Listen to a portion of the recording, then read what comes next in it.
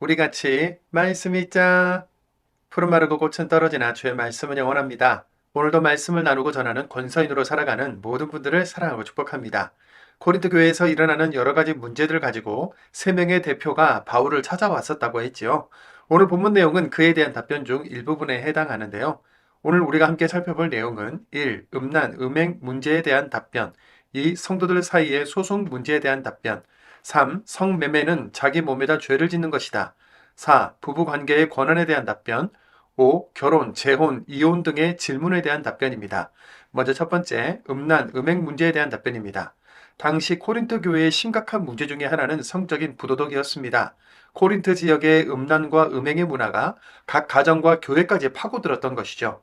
심지어 어떤 아들이 아버지의 아내, 즉 새어머니와 함께 산다, 부부처럼 산다는 이야기를 듣게 됩니다. 고린도전서 5장 1절입니다. 여러분 가운데서 음란한 짓이 저질러진다는 소문이 사방에 자자합니다. 이런 음란한 짓은 다른 민족들 사이에서도 없는 그런 짓입니다. 어떤 사람이 아버지의 아내를 데리고 산다니요. 다른 민족 사이에서도 없는 그런 짓이라는 것은 그만큼 극악무도한 음행이라는 표현이겠죠. 바울은 이런 음행을 저지르는 사람들을 교회에서 쫓아보내서 음행이라는 누룩이 교회라는 온 덩이에 퍼지지 않도록 음행의 당사자도 다른 사람들도 보호하고 교훈해야 한다. 음행을 저지른 죄인에게 징계를 통해 하나님의 엄하심을 알게 하되 진심으로 회개하여 구원에 이르도록 하라고 합니다. 고린도전서 5장 5절입니다. 이런 자를 사탄에게 넘겨주어 그 몸뚱이는 망하게 하더라도 그의 영은 주님의 날에 구원받게 해야 합니다. 아멘. 당시 번화한 항구 도시였던 코린트는 쾌락을 따르고 음란한 문화였기 때문에 가정을 건강하게 지키며 사는 것이 이토록 어려웠지만 바울은 음행을 피하고 성이 가정 안에서 건강하게 지켜주도록 가르친 겁니다. 두 번째, 성도들 사이의 소송 문제에 대한 답변입니다. 다음은 고린도 성도들 사이의 법정 소송에 대한 문제입니다. 서로 조금 양보하거나 대화로 해결할 수 있는 사소한 시비거리를 세상 법정까지 가지고 가서 다툰 사실에 대해 바울은 세상을 심판해야 할 교회가 세상 법정에 심판받는 것을 부끄럽게 여기라. 교회에 이런 사소한 문제를 판단해 줄 수 있는 지혜로운 사람, 리더가 하나도 없느냐고 훈계하면서 이렇게 말하는데요. 고린도전서 6장 7절입니다. 그러므로 여러분끼리 서로 소송을 벌이고 있으니 여러분은 이미 완전히 진 겁니다. 차라리 불의를 당하고 말아버리지 않는 것은 무엇 때문입니까? 차라리 속아서 빼앗기고 말아버리지 않는 것은 무엇 때문입니까? 아멘. 교회 다니는 그리스도인 형제 자매라고 하면서 사소한 시비거리로 서로를 법정까지 끌고 가서 고발하는 모습이 안타깝다. 영원한 나라를 상속받은 자답게 복음 때문에 차라리 불의를 당해주고 속임 당해주는 것이 낫지 않냐. 그런데 오히려 성도들끼리 불의를 행하고 속여서 빼앗느냐는 질책이죠. 복음 때문에, 예수 때문에, 내가 받은 구원 때문에 기꺼이 차라리 손해보는 것이 있습니까? 그것은 지는 것이 아니라 하나님 나라를 유업으로 받은 사람답게 애쓰면서 사는 것입니다. 세 번째, 성매매는 자기 몸에다 죄를 짓는 것이다입니다. 코린토 교회 당시나 지금이나 우리에게는 모든 것이 허락돼 있고 선택은 우리의 자유지만 모든 것이 다 유익한 건 아니죠. 고린도전서 6장 15절입니다. 여러분은 여러분의 몸이 그리스도님의 몸의 부분들이라는 것을 알지 못합니까? 그런데 내가 그리스도님의 몸의 부분들을 떼어다가 몸 파는 여자의 몸의 부분들로 만들겠습니까? 절대로 그럴 수 없습니다. 아멘. 당시 코린트 지역은 성매매도 일상적으로 이루어졌고 교회 안에도 성매매를 하는 사람이 많았던 것으로 보여지는데요. 몸 파는 여자와 한 몸을 이루는 음란한 짓, 자기 몸에다 죄를 짓는 이런 행위를 하지 말고 하나님께 영광을 돌리라고 합니다. 고린도전서 6장 20절입니다. 여러분은 하나님이 값을 치르고 사들이신 사람들입니다. 그러니까 여러분의 몸으로 하나님께 영광을 돌리십시오. 아멘. 코린토 교회가 가진 문제나 질문은 교회들이 가진 문제의 샘플적인 성격이 있다고 했는데요. 우리 가정, 교회를 이루고 있는 나는 음란과 성매매, 성착취, 영상매매로부터 자유합니까? 우리의 몸 안에 죄를 짓지 말라는 바울의 권면을 들을 귀가 있는 우리이기를 바랍니다. 네 번째, 부부관계의 권한에 대한 답변입니다. 고린토 교회는 종말이 임박했으니 결혼하지 않는 현상도 있었습니다. 고린도전서 7장 1절입니다. 남자가 여자와 잠자리 하지 않는 것이 좋다라고들 한다지요.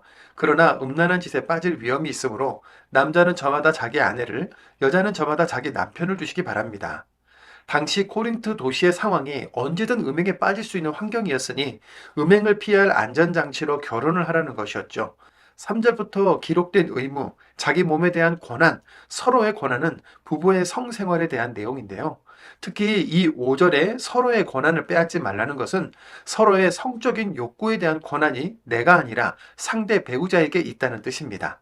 당시 이단 중의 영주주의자들이 성관계를 부정한 것으로 여기고 부부 사이에 마땅하고 자연스러운 성생활을 금지시켰는데 아마도 코린토 교회 안에 이런 극단적인 금욕주의자들이 있었던 것으로 보입니다. 부부의 성생활에서 권한은 상대 배우자에게 있다. 서로 상대방의 욕구를 귀하게 대해주고 음란이나 여러 유혹으로부터 가정도 지키라. 이것이 부부의 성에 대한 바울의 핵심 권면입니다. 다섯 번째, 결혼, 재혼, 이혼 등의 질문에 대한 답변입니다. 이 내용들은 읽으시는데 큰 어려움은 없으시겠지만 그 내용을 요약한 말씀은 이렇습니다. 고린도전서 7장 17절입니다. 오직 저마다에게 주님이 나누어 주신 분수대로 저마다를 하나님이 불러놓으신 처지대로 그대로 살아가시기 바랍니다. 나는 모든 교회들에서도 그같이 지시합니다. 35절입니다. 내가 이 말을 하는 것은 여러분 자신들한테 도움이 되게 하려는 것입니다. 여러분에게 덫을 놓으려는 게 아니라 품위 있게 살며 또 마음에 흐트러짐 없이 주님께 헌신하도록 하려는 겁니다. 아멘. 바울은 그리스도인의 수고, 감당, 품격에 대해 많이 생각하면서 살았습니다. 우리도 바울의 가르침대로 나를 부르신 그곳에서 삶으로 예배드리기를 소망하며 말씀을 읽겠습니다. 고린도전서 5장입니다. 고린도전서 5장. 여러분 가운데서 음란한 짓이 저질러진다는 소문이 사방에 자자합니다. 이런 음란한 짓은 다른 민족들 사이에서도 없는 그런 짓입니다. 어떤 사람이 아버지 아내를 데리고 산다니요. 그런데도 여러분은 거들먹거리고 있습니다. 오히려 슬퍼하며 이런 짓 저지른 사람을 여러분 가운데서 쳐내야 하지 않겠습니까? 나로 말하자면 몸으로는 떠나 있지만 영으로는 곁에 있습니다. 그래서 마치 곁에 있는 사람처럼 나는 이 일을 이렇게 저지른 사람을 이미 심판했습니다. 우리 주 예수님의 이름으로 여러분과 나의 영이 함께 모여 있을 때 우리 주 예수님의 능력으로 할 일은 이것입니다. 이런 자를 사탄에게 넘겨주어 그 몸뚱이는 망하게 하더라도 그의 영은 주님의 날에 구원받게 해야 합니다. 여러분이 뽐내는 것은 좋지 않습니다. 여러분은 알지 못합니까? 적은 누룩이 온 반죽덩이를 부풀어 오르게 한다는 것을요. 묵은 누룩을 깨끗이 없애버리세요. 그래서 새 반죽덩이가 되세요. 여러분은 누룩 없는 사람이니까요. 우리의 넘는 명절, 양으로 그리스도님이 희생되셨기 때문입니다. 그러니까 우리는 명절을 지킬 때 묵은 누룩으로 하지 맙시다. 나쁜 행동이나 악한 짓이라는 누룩으로도 하지 맙시다. 순수함과 진실함이라는 누룩 없는 빵으로 합시다. 내가 지난번 편지에서 여러분에게 써 보내기를 음란한 짓 하는 사람들과 어울려 사귀지 말라고 했습니다. 이 세상에 음란한 짓 하는 사람들이나 탐욕을 부리는 사람들, 약탈이나 우상 숭배를 하는 사람들과 전혀 사귀지 말라는 뜻은 아니었습니다. 그러려면 여러분이 세상 밖으로 나가버려야 할 테니까요. 그러나 지금 내가 여러분에게 써 보내기를 어울려 사귀지 말라고 하는 것은 이런 경우를 두고 하는 말입니다. 어떤 사람이 형제자매라는 이름을 달고 살면서도 음란한 짓을 하거나 탐욕을 부리거나 우상 숭배를 하거나 욕쟁이거나 술고래거나 약탈자인 경우를 말합니다. 이런 사람하고는 함께 먹지도 말라는 뜻입니다.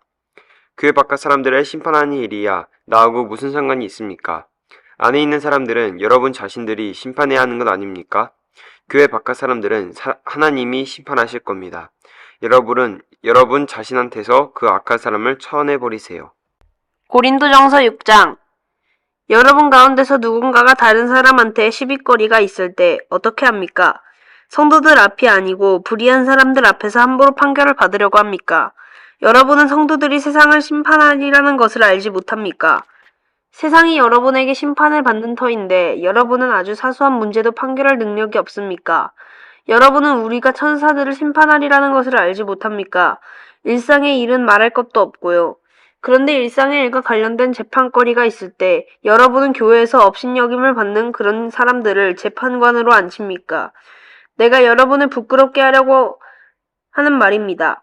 여러분 가운데는 형제자매 가운데에서 일어난 문제를 판단해 줄 수 있는 지혜로운 사람이 이렇게 하나도 없습니까?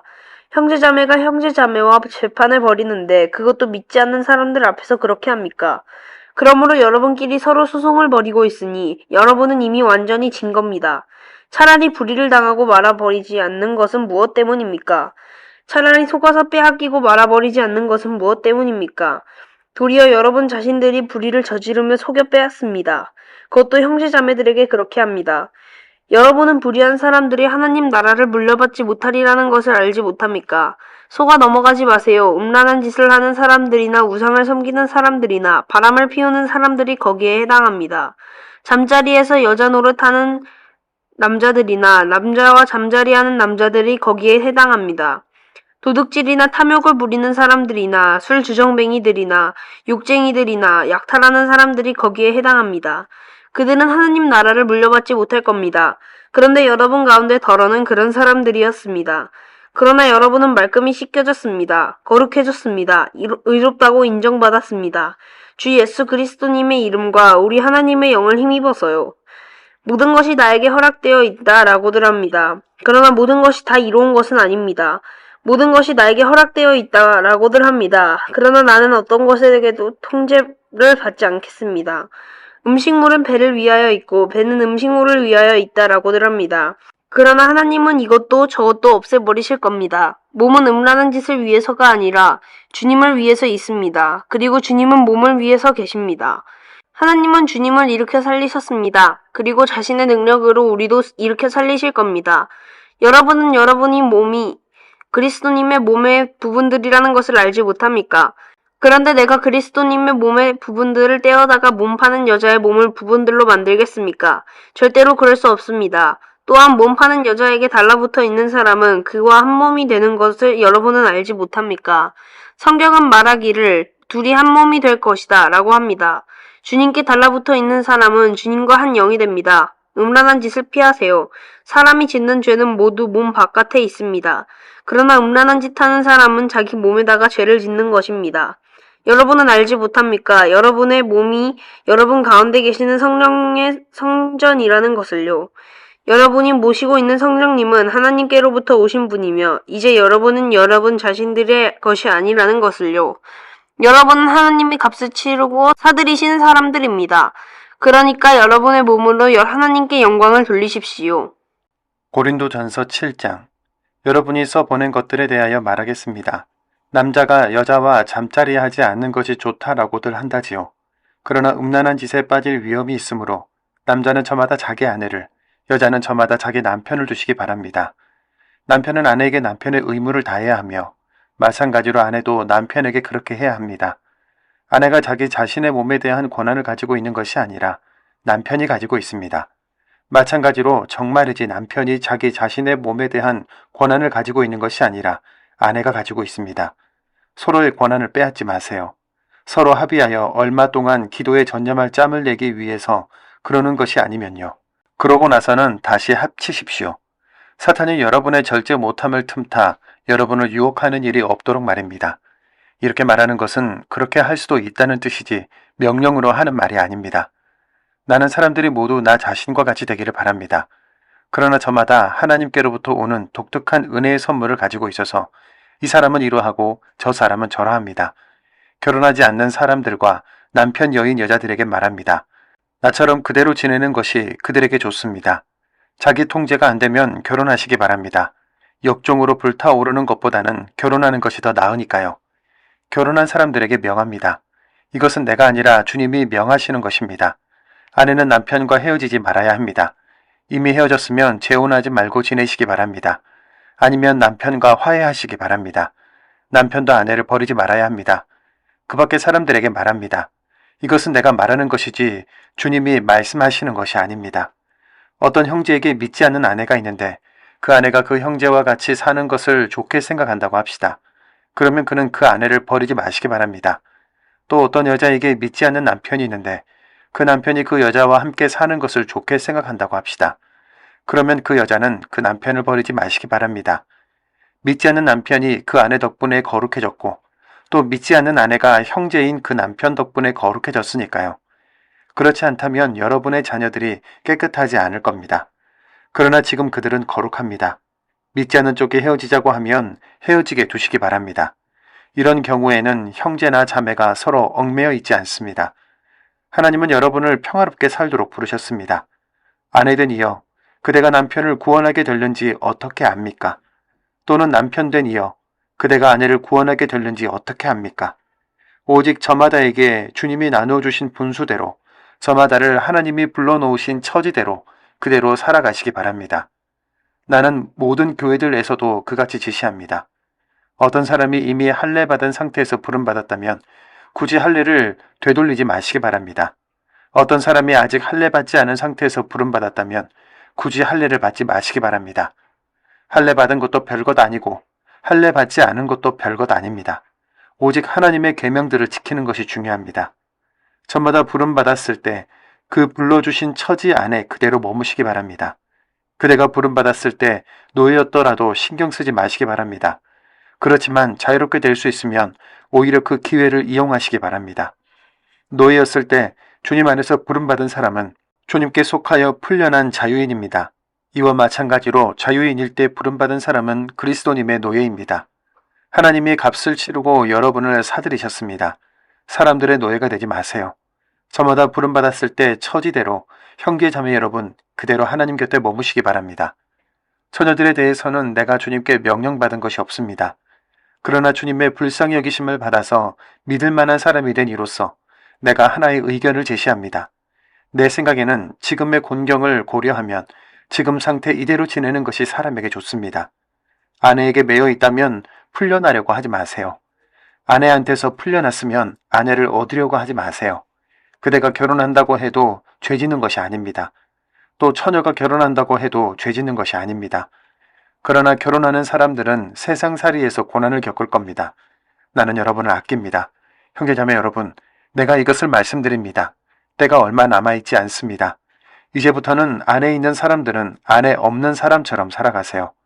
우는 사람들은 울지 않는 사람처럼, 기뻐하는 사람들은 기뻐하지 않는 사람처럼 살아가세요.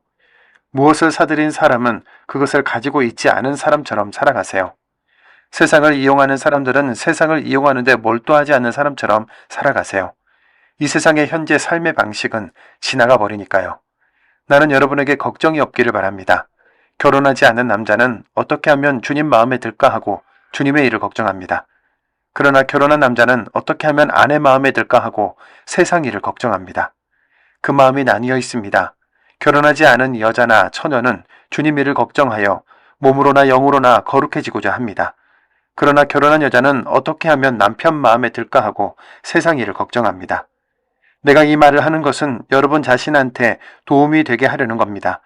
여러분에게 덫을 놓으려는 게 아니라 품위 있게 살며 또 마음에 흐트러짐 없이 주님께 헌신하도록 하려는 겁니다.